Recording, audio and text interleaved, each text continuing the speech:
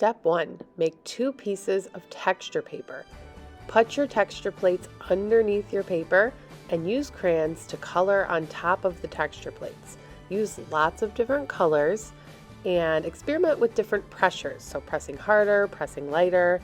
I also peeled some of my crayons completely so I could lay them flat and rub them on the texture plates to see how that worked as well.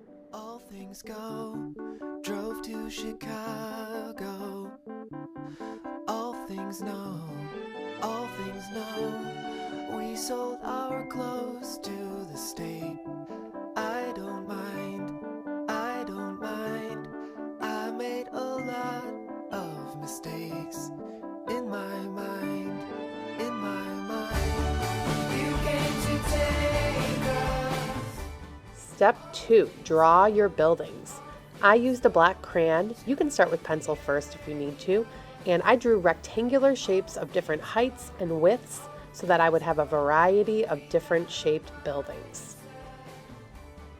Once you're done drawing your buildings, you can use a pair of scissors off the shelf to cut them out.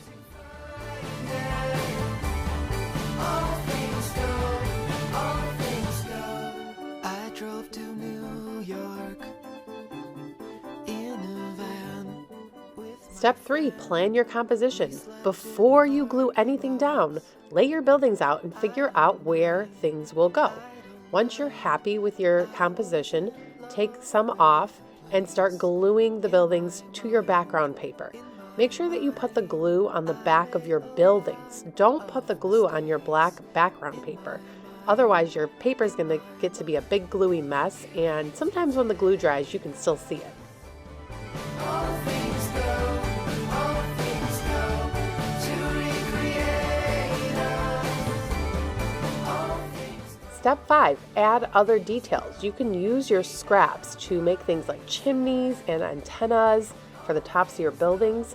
I also used a black crayon to trace around the shape of my buildings to really make them stand out from one another. This is optional, but I think it made my collage look more finished, so you can try it if you'd like.